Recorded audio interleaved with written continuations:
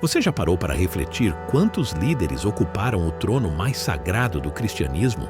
Ou melhor, quantos deles partiram de forma que jamais imaginaríamos? Este não é um documentário histórico comum.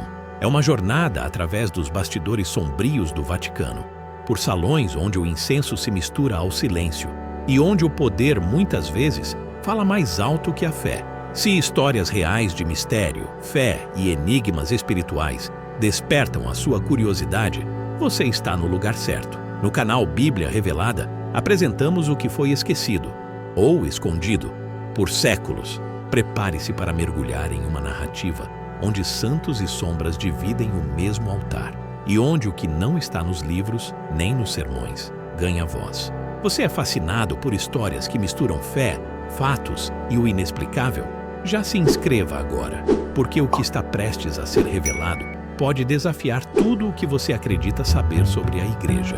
Neste episódio, vamos atravessar os séculos, dos pés do apóstolo Pedro à voz inquieta de Francisco, passando por enredos de venenos, rituais ocultos, possessões, julgamentos pós-morte e papas que partiram em pleno pecado. Cada passo desta jornada complementa o anterior, conectando peças esquecidas da história com uma linha invisível de poder e silêncio. E quando chegarmos ao fim, eu te deixo uma pergunta. E se tudo isso for verdade? Não apenas uma história, mas um legado sombrio carregado por quase 2 milênios.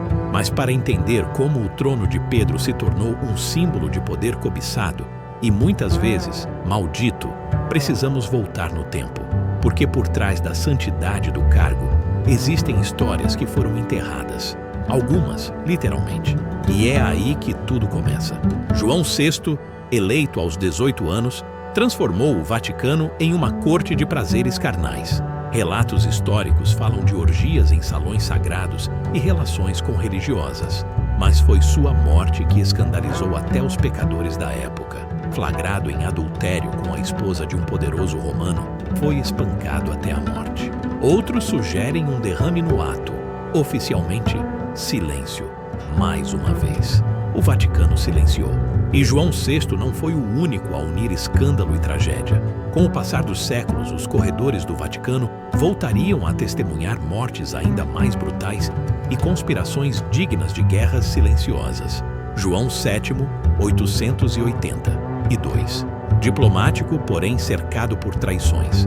Ao descobrir um complô, foi envenenado. Como não morreu de imediato, seus próprios aliados o terminaram com golpes de martelo na cabeça. Nenhuma investigação, nenhuma culpa atribuída. A nota oficial dizia: descansou no Senhor. E como sempre, nenhuma autópsia, nenhuma resposta. Mas se você acha que nada poderia ser mais chocante do que papas assassinados por seus próprios aliados, espere até conhecer o julgamento mais macabro da história da Igreja. O Papa Estevão VI ordena desenterrar o cadáver de seu antecessor, Formoso. O corpo foi vestido com paramentos papais, sentado num trono, interrogado, condenado e mutilado. Tudo diante do clero. Uma encenação fúnebre e brutal. A maldição foi rápida. Estevão foi estrangulado meses depois. Coincidência? Ou justiça do além? E enquanto os vivos julgavam os mortos, os vivos também eram silenciados. Alguns pela força, outros pela covardia dos bastidores. Celestino V, o Papa que desistiu. Monge humilde, renunciou após 5 meses. Bonifácio VIII o manteve preso até sua morte, por causas naturais. Séculos depois, um buraco no crânio revelou outra verdade. Bento VI, estrangulado numa masmorra. Estevão VI, morto na cela.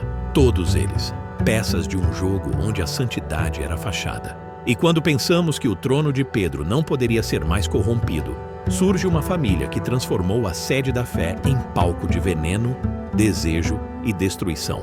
Século XV.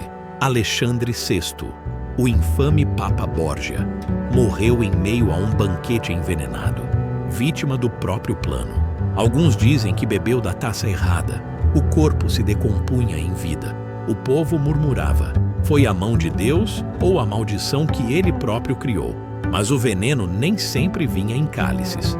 Às vezes, ele se escondia na soberba, na gula e no poder desenfreado de um único homem. Leão X, da influente família Médici, é lembrado por excomungar Martinho Lutero. Mas enquanto a reforma explodia, ele mergulhava em banquetes, festas e luxos desmedidos. Sua morte, oficialmente atribuída a uma indigestão severa, levanta suspeitas até hoje. Alguns historiadores acreditam que Leão foi envenenado por cardeais infiltrados que viam nele um obstáculo para a renovação da igreja. Antes de morrer, teria dito: "Deus nos deu o papado. Aproveitemo-lo."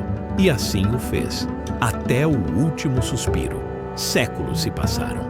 O mundo mudou, mas os fantasmas do passado nunca abandonaram o Vaticano. E em tempos modernos, uma morte repentina reacendeu todas as suspeitas. 33 dias. Esse foi o breve pontificado de João Paulo I. Prometia reformas, investigava o Banco do Vaticano e tocava nas feridas da Cúria. Foi encontrado morto, sem exame, sem perícia. Oficialmente, ataque cardíaco. Mas relatos falam em remédios que simulam falência do coração. E o copo de chá sumiu. Mais uma vez, o Vaticano silenciou. E quando os olhos do mundo voltaram-se novamente para Roma, uma profecia esquecida começou a ganhar forma. Era como se cada morte, cada renúncia, cada conspiração estivesse levando a um único destino. Segundo a profecia de São Malaquias, haveria 112 papas. Francisco seria o último, Pedro Romano, pastor em tempos de tribulação. Em 21 de abril de 2025, sua morte foi anunciada. Rápida, sem alarde, sem explicações. Durante 12 anos, enfrentou escândalos, rompeu tradições e tentou reformar a Cúria. Resta uma pergunta: o que vem depois? A resposta pode estar no conclave mais estranho da história moderna. Com o trono de Pedro vazio, a Igreja se vê diante de uma escolha histórica: eleger um novo Papa ou manter o silêncio como resposta ao colapso profetizado. Fontes internas sugerem que o próximo Papa já foi definido, mas apenas como figura decorativa. Outros acreditam que não haverá sucessor legítimo, que a cadeira de Pedro permanecerá intencionalmente vaga. Seria esse o início de uma era de ruptura? Ou apenas o prolongamento de uma ilusão? Hoje, o trono de Pedro está vazio, mas uma verdade assombra. E se a profecia foi cumprida? O fim não veio com relâmpagos, mas com um silêncio estranho no céu. Com o silêncio de Francisco, talvez não tenha terminado apenas um papado, mas o próprio tempo. Se você chegou até aqui, é porque acredita que há mais entre o céu e a terra do que aquilo que nos contam nos altares. E prepare-se, porque talvez estejamos vivendo o último capítulo da Igreja como conhecemos. Se você gostou deste vídeo, ajude o canal Bíblia Revelada a levar essa mensagem a mais pessoas. Inscreva-se para não perder os próximos vídeos. Curta e compartilhe com alguém que precisa conhecer essas verdades ocultas. Que Deus abençoe sua vida.